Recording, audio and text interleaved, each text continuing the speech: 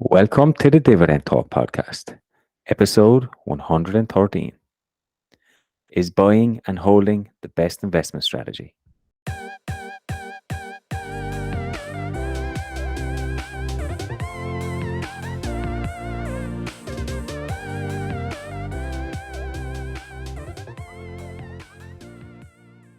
Hey guys, welcome back to another episode of Dividend Talk. Today, European DGI and I will discuss whether buying and holding a company is the best overall investment strategy. All that and more. See you on the inside.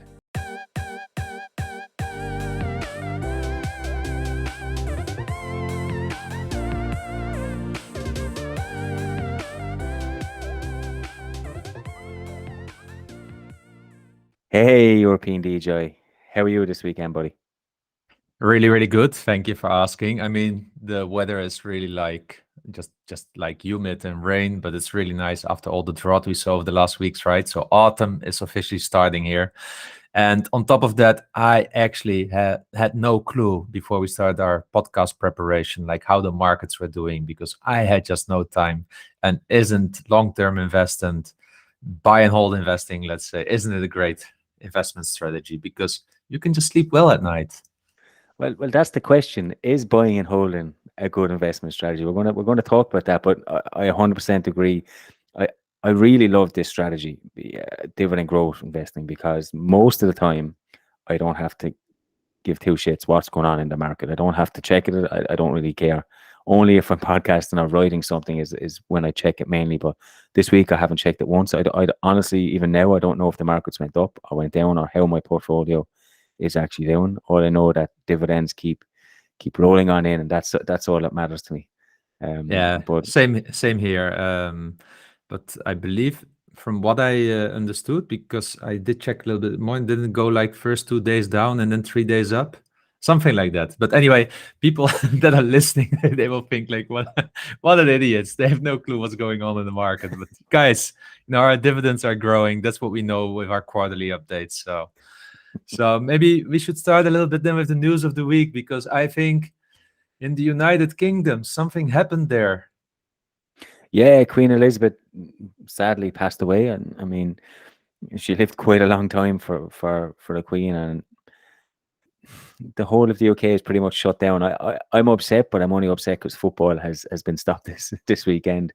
But I know there's some UK listeners here that probably have some affinity to the Queen more so than us over here in Ireland. But it's look, it's huge news. King Charles, I think as he's called now, is now in there. So changing times, but I mean, over nearly what's she 90 odd Nine- years of age. Yeah, 96 or something like that. She's been born 4 years before Warren Buffett got born. Wow, it's crazy, isn't it? How long she's actually been in that position. Yeah, yeah, Well, and I'm, that made me actually think like, how do you sustain your health like that, right? We see with Warren Buffett, Charlie Munger, probably they are mm, rich and having a doctor checking them up every month. money helps, yes. Yeah, But money helps.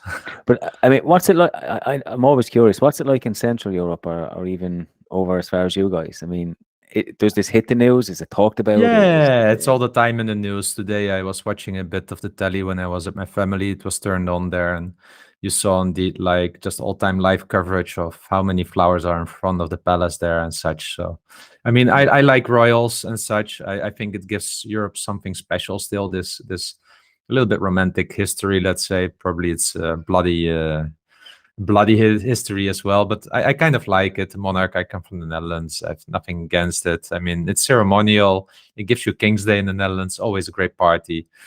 Charles, with this Diana and Camilla, that's always a special story. But I mean, give it to the guy. He's still living at home at 73. Yeah. And mother is controlling who he dates with and who he screws with. I mean, the you ultimate know, fire strategy. yeah, exactly. Yeah. So, but hey, I hope there will be some football next weekend, right? Because I would love to see Manchester United. Dutch coach right now is doing quite Oh, okay. Liverpool not so well, I saw. So, well, do you know what? We need the break. We've been that bad, but no, there's no football this weekend or next weekend because I think the funeral oh is fuck. Monday week, so there'll be no football in that time period. But look, for UK listeners, those that have been affected by this, look, sorry if you're lost. But over here in Ireland, we have no real affinity to the Queen. It's not a big deal for us guys over here. And honestly, I don't understand. I know you think it's romantic having monarchs. I don't understand the whole point of them. I really don't. They should sit there on their thrones and get loads of money. I don't get it. But hey, fair play to them. Let's talk about Europe. I'm more interested in Europe. There's lots going on as usual. We know we have this Ukraine conflict ongoing and the consequences of that. So we're starting to see obviously high inflation, which we speak about quite a bit, and the ECB then are trying to combat that, aren't they? So they are now increasing interest rates up 75 basis points. Yeah, and that's amazing, right? But it gives me a bit of a bad feeling as well, because I believe at the same time we're still sponsoring like countries like Italy and such. So, and it's not nothing against Italy, but I don't understand the monetary policy that we're doing in Europe. Look at I said the Fed. They're probably already going to 4% anytime soon. Yeah, why are we always so late in Europe? What is it? Because what I like in America is that you really have these boom and bust cycles, and they just get onto it straight away. But there's always in Europe something that we are so slow when it comes to this. And from that point of view, it's not that the ECB has such a different target than the Fed, right? And I really don't understand it. I mean, we're talking here about an average of 8.1% inflation for this year, what they're expecting. And then they come with a 0.75% interest rate going forward. I mean, what are we talking about? It's still a spread of like 7.3%. It makes no sense to me, really no sense. Yeah, but it's a little more complicated in Europe than America. America is one big giant country. They can do what they want. We've got lots and lots of different member states, all with their own ideas and their own place. Obviously, Germany and France are probably the strongest. And then you have Italy and Spain who are laggards, and you have people like Ireland who are like little kids who just strangle along and just do whatever keeps their daddy happy. But I mean, it's just so complicated over here. It does take time to move the needle, which is probably why we're slower. And then we always wait to see what America does, and we probably sit back and go, okay, let's give it 6 months. Let's see how it goes for these guys, and if it works, we'll copy it. I mean, that's how I feel Well, sometimes. but in the meanwhile, the euro went nowhere. Yeah, it's so weak at the moment, and Yeah, this could have been prevented at least to some extent by acting a little bit quicker. And I really feel like we need to start moving as Europe, because we're just making a fool of ourselves. And secondly, we're just going more and more into poverty, because for us, with our portfolio, it's quite okay, right? As long as we have a job. But think about the lower class yeah. income people in Europe. This will be so hard. They will not be able to keep up. Do you really think that they're all going to get an 8.1% salary hike this year? No, of No, course no. not. I mean, and that's the average. Remember, that's the Yeah, the average. I mean, average. there's a lot of places actually quite worse than that, and I feel for lower income, or even worse, those that don't have income, that are relying on state sponsorship to get by. I mean, it's a tough time, and we're only starting. Like you mentioned it, the rain is here. Luckily, it's not cold; it's quite humid. But another 2 or 3 months, that rain will be here, but it'll also be cold, and then people have to heat their homes, and they might not be able to do that. But actually, I think that leads in nicely. We're talking about heating. Europe are trying to. I don't know if they're going to get away with it or actually do it, but they're trying to put a cap, aren't they, on energy prices? Yeah. Yeah, so that's at least what the European Union was trying to do this week. I mean, I saw that they were getting closer and closer to a deal, but still few countries are not agreeing. They would like to make their own deals when it comes to prices, also for Russian gas and such. So, but we need it in the upcoming winter, because if we are really going to pay the market prices, I think this inflation will really hurt a lot. And you know, what will happen is in my opinion, it's really simple, right? If my energy bill doubles, let's say like that, I have less money to spend on other things. Yeah, and in this case, I will also prefer to keep my savings rate the same.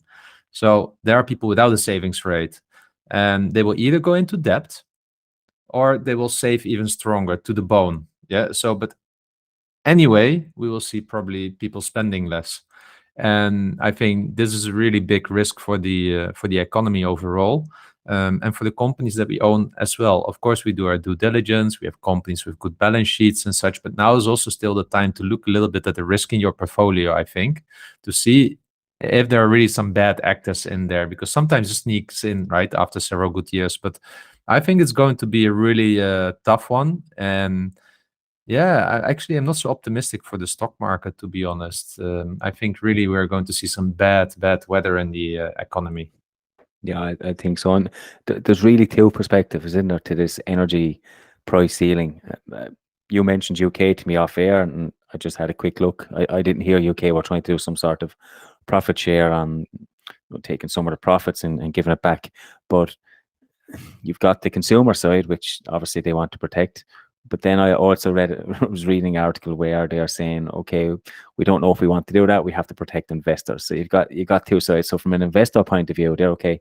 Keep raising the prices, buddy. We'll keep taking profits. We'll keep taking as much money as we can. And then on the other side, as a consumer, we're probably taking those profits and paying them out. So there's definitely a balance there that you can keep both investors happy and consumers happy, but getting that is probably not going to be as straightforward as we would like. Yeah, these are the times that capitalism is being tested. Because, for instance, let's say like that, I've got Red Electrica and Enagas, yeah, in my Yeah, portfolio. If the Spanish government would just take all the profits out, it would be the nail in the coffin for these kinds of public companies, right? I mean, they will not go, of course, down, but they will be them forever. And there is already there will always be a cap on the multiple that investors want to pay for such a company, right? And yeah. it is already there, but will only get worse. And it's the same with UK companies if they do something like that. And yeah, these are the times we will see how strong the capitalistic ideology is in Europe. Yeah, look, I think we've been saying it. It's going to be a tough winter.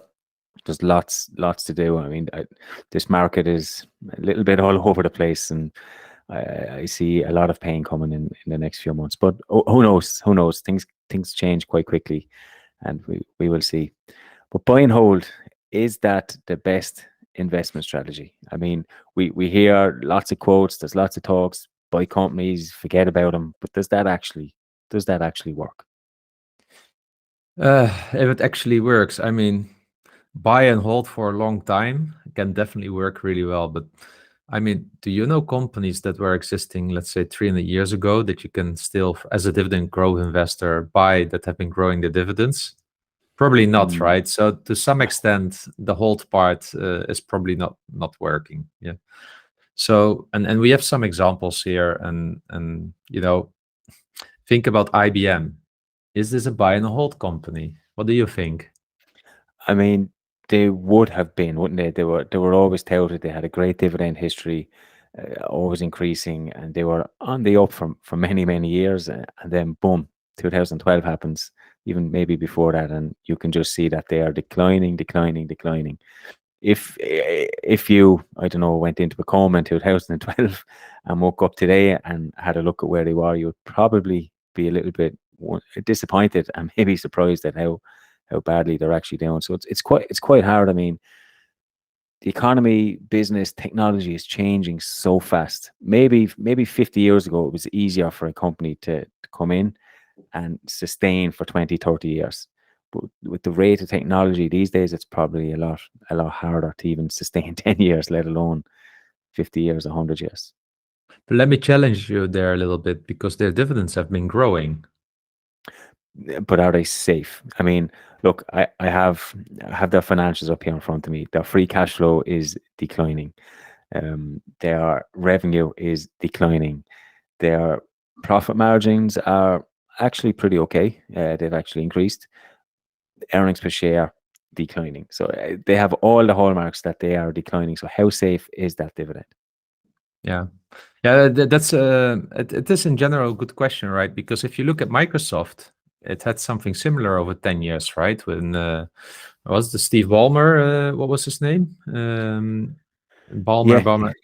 yeah, They had a decade where Microsoft went nowhere and their business went nowhere. More and more people shifting to MacBooks instead of, for instance, Windows machines.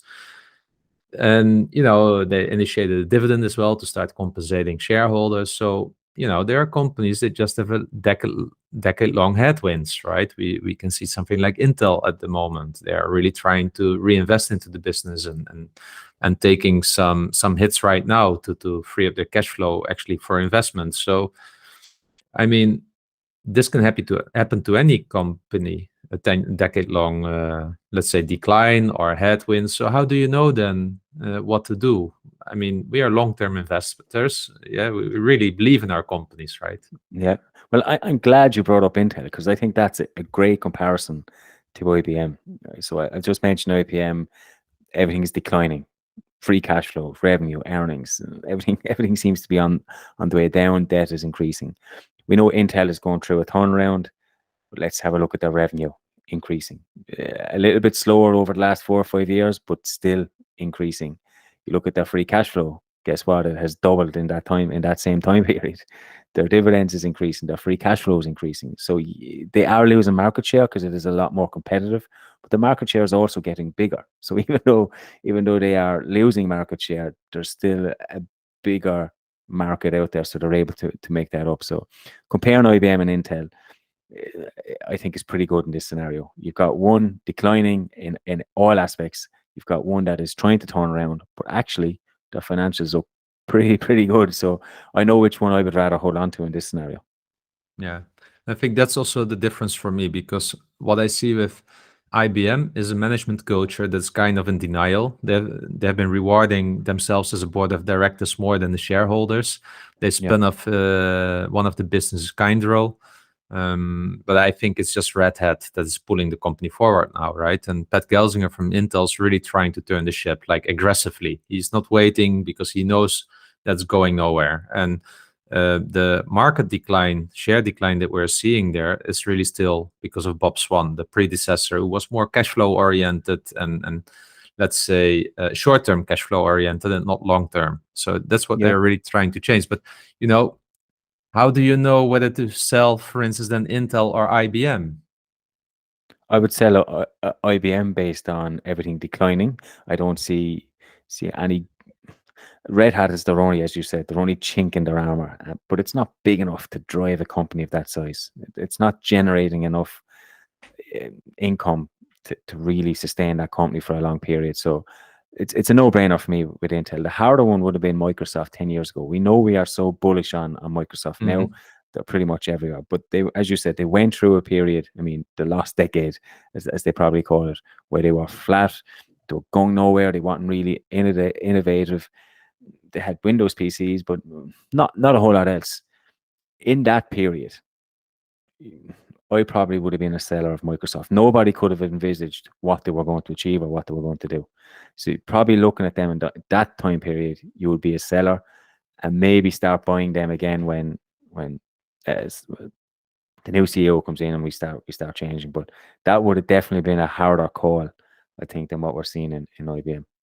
Yeah, because if you look at Microsoft's history, it would actually justify a buy and hold strategy. Even IBM at the moment, they didn't cut the dividend yet, right? So who knows whether we will see something like happening like with Microsoft. It does justify it, but imagine you're coming to retirement in those 10 years. Would you say it justified it then? I honestly don't know, because I don't have a reference point there. But I think what it is about is just that buy and hold for me is definitely the preference, really the Yeah. preference. But I guess my strategy has been more buy and observe. But this observe is a really tricking one, because we all know that if you handle your portfolio like a bar of soap, just the commissions will already lower it, right? And you might end up selling your seller and buying losers back, or the way around, right? Even going from loser to even more loser. So it is for me therefore more buy and observe. But then the question is really when to sell. I think that's really the key then. Look, I think we can both agree, always sell based on fraud. I think that's a no-brainer. Yeah. Once you see fraud within a company, it's dead. It's time to sell it and move on. But other than that, and I think again Microsoft is always a good example. Would have been a good time to sell that during the last decade. So what would you consider? What would you consider selling a company? I would say litigation, maybe. Hmm. So Like then, 3M. like 3M. So you're holding on to 3M at the moment, are you? I haven't had a chance to think about it last week, but I'm really considering to sell. Yeah, Um, I I'm starting to learn about litigations, and I'm starting to spot more like what good and bad litigations are. Like what Johnson did, they handled quickly and came with a good outcome. The buyer went nowhere in the last 4 or 5 years. I'm still stuck with it, and I regret it to some extent. And I'm just now thinking at it from a value point of view. Dividend kind of safe round. The underlying business is growing. Uh, you know, and with 3M, I really need to assess. And Russ from Depot Dividends did a really good YouTube video about this one. He looked at the extreme point of view, yeah, how it could look like. And it is painful to take to cut your losses as well. Yeah, and such. And it has a 5% yield now. So I would also take a hit in my projected annual dividend income probably. But I'm biased, but I'm leaning into at least selling a bit of it here yeah. with 3M. Yeah, no, I watched Russ's video, which is good, and Ian Lupok also did a video on it, which was also good. But for me, look, we spoke about buyers so much, and I think if I don't learn, if you just stay static, Yeah, and we always look back and say, oh, we had buyer, and now we had 3M, the warning signs were there, we should have sold, yeah, but we didn't. So for me, it's a no brainer. I'm selling right now. Not until this litigation is done and dusted will I consider putting them into yeah, my portfolio. They're dropping in price to get 120, to get to 110. And honestly, it's hard because in the back of your mind, okay, they're a dividend king. They've, they're such a big company. They've got hundreds and thousands of products used worldwide that I use daily. I mean, yeah, I use them earplugs. I'm on nights. I use earplugs to go sleep. We have in work, there's so many products that we use. So you think from a product standpoint, they can't go out of business, right? But then Ian Lopuk said something really interesting to me. He said he used to think that having all those products was great diversification. Now he just sees lots of different ways to get sued. yeah, And, yeah, you know, and that kind of stuck out to me. But for me, until that litigation is done and dusted, and until we have some real outcome, I mean, the price is not going to shoot up €100 overnight once the litigation is done. Once there's a deal, yes, it'll jump 10, 15, maybe 20%. That'll still be a good time for me to get in on them. But I'm learning from buyer. Litigation is never good. There's a lot of money involved in the table. The dividend, you cannot say is safe. no, There's a lot of lobbying going on, even to get the dividend cancelled. There's a lot of pressure on this company at the moment. So I sold. I sold, and yeah. I will not be buying until litigation is done and dusted. Yeah, and you brought up another good topic, and that's when I would strongly consider selling is a dividend cut. And Mm, in the majority of times I've done it. I think we spoke enough about that on the podcast that we did it one time not, and that was with Shell because it felt like the right decisions of management being proactive. But other than that, I usually sell when a company is cutting their dividend because it usually also comes together with a lot of effectively a whole shitstorm, right? And usually it's because the fundamentals are weakening and such, and there's no prospect on a quick return. Now, for me, this was really different with Shell. I mean, it was rock bottom. I know the oil industry a little bit. I knew it would not stay there for long, and I knew that the cash flows would return to Shell anytime soon. But other than that, I usually sell also after a dividend cut. yeah, dividend cut is tough, and sometimes companies they're in trouble. It makes sense to cut the dividend. I mean, they can only pay out so much cash, and it makes no sense that if they need that cash to sometimes pay it out. And in times like when you have the pandemic or even oil crisis, you can understand it. But it's when they cut a dividend when everything seems rosy in the market. That's when I'm a little bit more concerned. When there's no catalyst there to help you cut a dividend. If you're just cutting it because look, your fundamentals are getting worse, that's when I have a real problem with it. Shell was a little bit different as you touched on, but then Disney, I didn't understand why Yeah. Disney had to cut it, and for me that was I didn't understand it, so we got rid of them. It felt like the wrong decision at the time. And it didn't feel like the wrong decision, but I remember they transformed into this growth company. They were quite popular on Twitter, and they nearly doubled in share price. I had people pinging me left, right, and center, asking me did I regret it. I've always said no, and now the share price is actually below where I sold them. So, I mean, that tells its own story as well. Will Yeah, they and will they pay, will they pay a dividend again? I honestly think so. I mean, I think they're a great company. They got good products. Disney Plus is Disney. Is it Disney Plus? yeah. It's doing a lot better than actually anticipated. They got parks. They got a whole brand. They got the Marvel universe. They got so much going for it. I think it's a really nice company, but unfortunately, that dividend cut made me maybe stay away from. Yeah, you bring up a good point. Even if you compare Disney and Shell at that time, Shell is way higher in share price and just outperforming from a total return point of view as Yeah. well. Yeah, so it just shows that I think there's a really good case to be made for buy and observe with a long-term mindset, but really be clear on your selling rules. And we all know that price anchoring is really difficult when selling. So I'm also suffering sometimes from that. But yeah, it's on my desk now to consider what to do with 3M. I'll let my followers know anytime soon once I've made up my decision. The good thing is you don't need to do this decision like overnight. Yeah, of course it shouldn't take a month either, but I think this week I should be able to make my mind. Yeah, to make up my mind. It's hard though, isn't it? Because everyone has such rigid rules. Okay, we buy a company at this yield, this price, and so on, and we sell at this price. But in reality, that never happens. You can write all the rules, but as people, we have emotions. We get attached. Yes. We say we don't, but we do. You know, Intel is a prime example.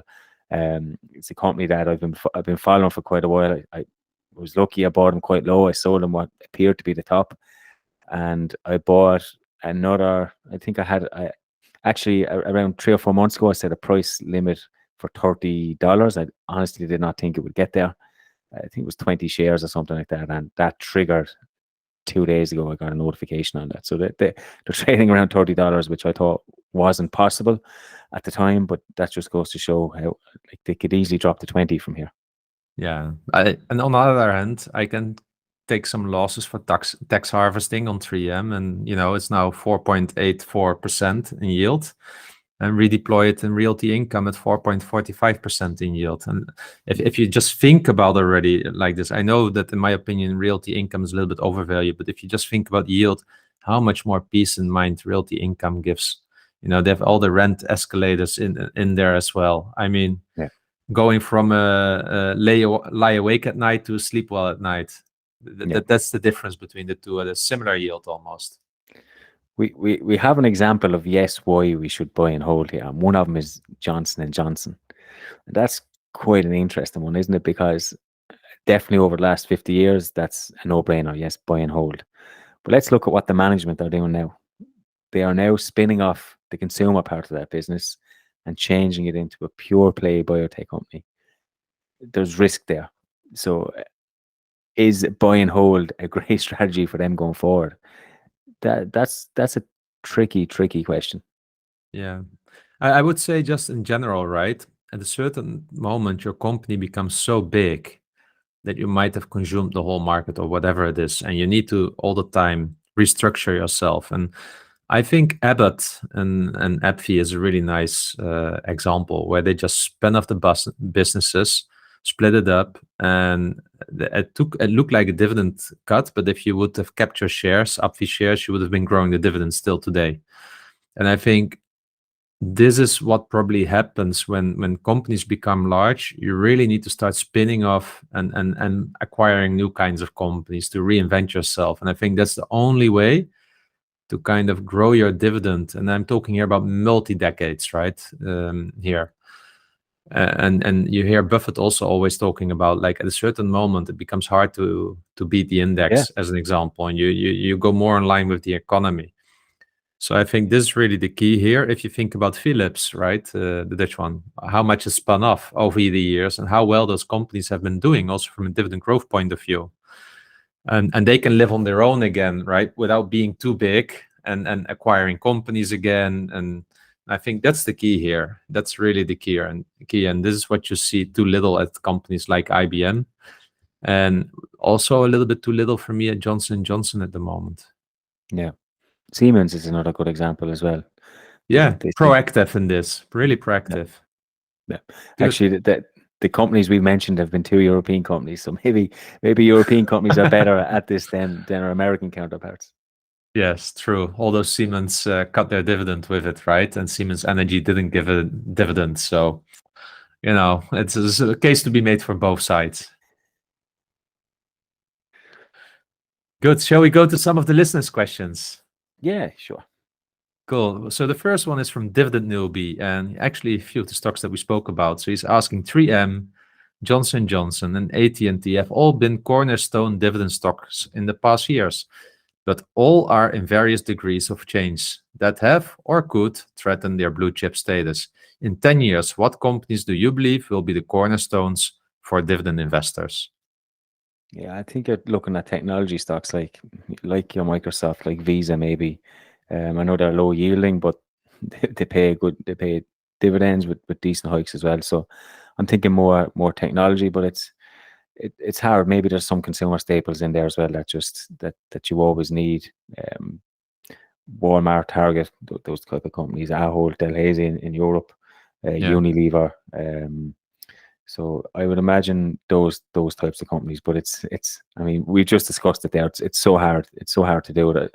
Part of my, I started blogging again. I do my watch list, and part of getting onto my watch list is just based on fundamentals. But now, before I buy, I want to have a clear catalyst in my mind. So companies need to have a competitive advantage for me to want to invest in them, and that competitive advantage I wanted to see at least 5 or 10 years down the road. That's hard, and not every company is going to have that, but that's what I would like. But for now, I would stick to someone like Microsoft would for me be a cornerstone. Tro, maybe another one. Texas Instruments is another one. I know Tro is not technology, but it's asset management. But so, in my opinion, just all companies with very strong balance sheets that are part of a growing market will probably end up in many cornerstones portfolios. The issue just is that they are highly priced now. So I don't know how many of those companies you will actually find in people's dividend portfolios at that time. So that's a tricky one. It's also the risk with value investing, that you buy a lot of stocks that with problems, specifically in these times. And even if the market will go down, if you're chasing yield, it will probably continue like that. So I would say, generally, I think you made a good point. Consumer staples and technology companies that have large lock-ins. Yeah. So think for instance, also about Salesforce. It's not easy to get rid of your Salesforce implementations. Yeah, the same as what we have seen with SAP.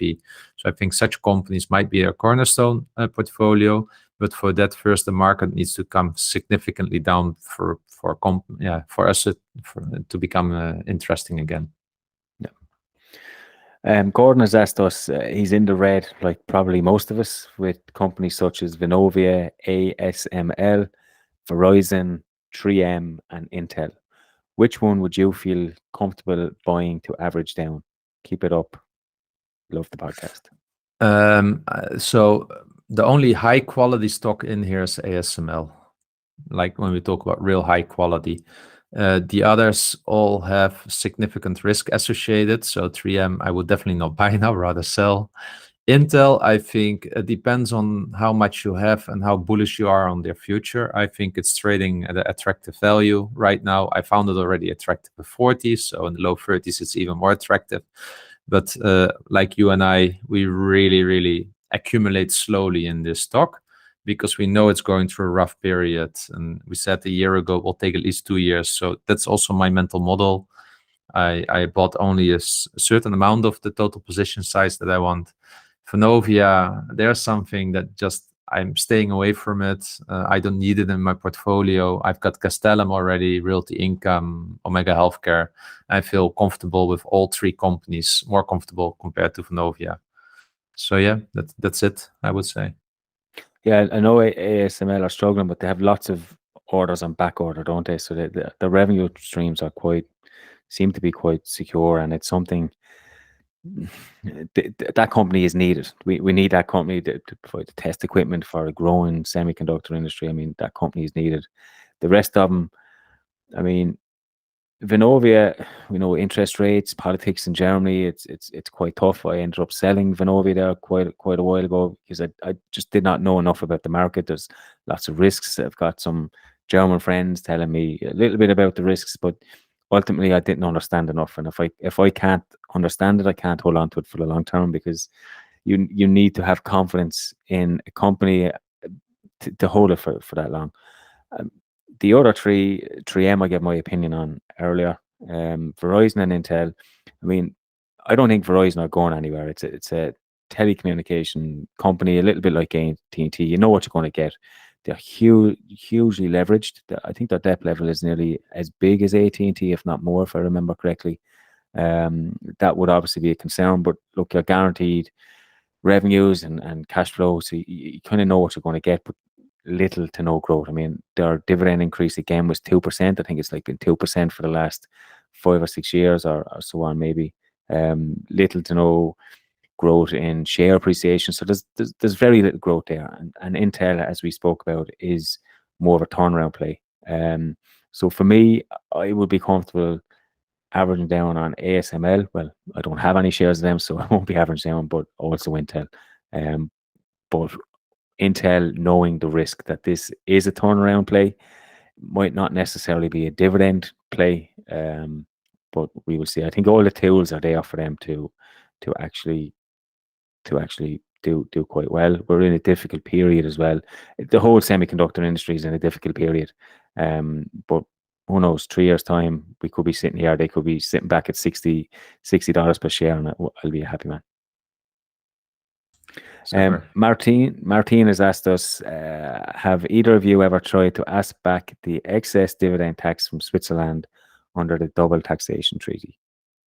I haven't done so yet. I have some Swiss stocks, but I believe you can do it every 4 years. So next year will be my turn that I will do it for the first time. I have heard mixed things about it. I believe if you're in Germany, it's quite easy because they have a close relationship with each other.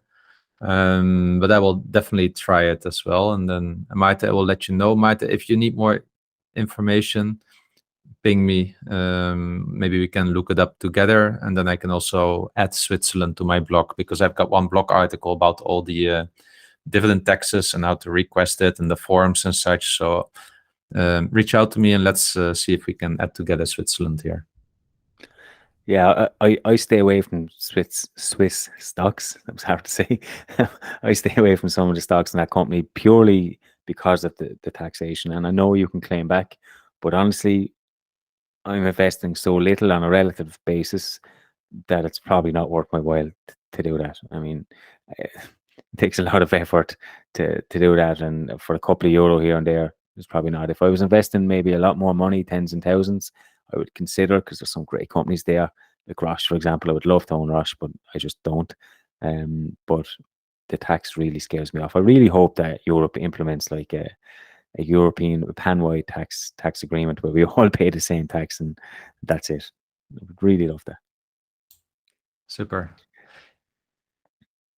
So we haven't done a stock analysis in a long time, or stock pick, and I got back writing my blog eventually got back writing, and I have 3 on my watch list for this month. I've got Snap-on, Stanley Black & Decker, and Intel. Okay, and pretty much everyone knows my thoughts on Intel anyway, but really Stanley Black & Decker has been on Twitter. I don't know, is it just me, but I've noticed everybody seems to be talking about this company a lot more. It's coming up a lot. People are buying it. They're talking about it a lot more. But when actually I compare both of them are in the same market. They're direct competitors. Snap-on, which was alerted to us actually by our listeners here, Snap-on are a much better company in terms of revenue growth, free cash flow growth, debt on their balance sheet, which is basically zero. It looks like a fantastic company. I just compared the financials of those in my blog, and from that standpoint, Snap-on seem like a really solid company. So I'm going to spend next week going through actually all the annual reports, gather some more data, see what their growth drivers are, what their management like. But honestly, they look like a really, really good company.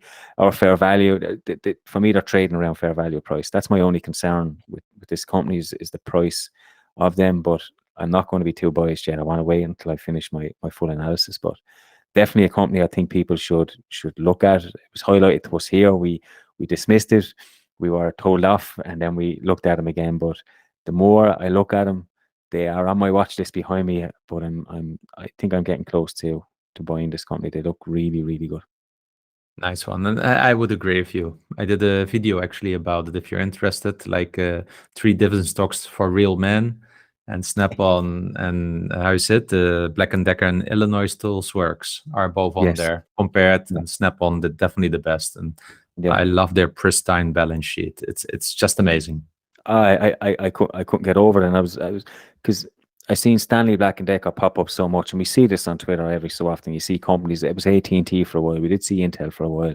We see all these companies, and let's be honest, they're not always high quality companies. It seems like there's some influencers out there that will say stock, and then it trickles down, and everybody throws these names about as if they're top quality. And I know Stanley Black and Decker have a superior uh, dividend history. They've been paying it for longer, but man, that balance sheet, I can't look past that balance sheet. It's really something looking at, particularly in this environment. And we're starting to see interest rates go up.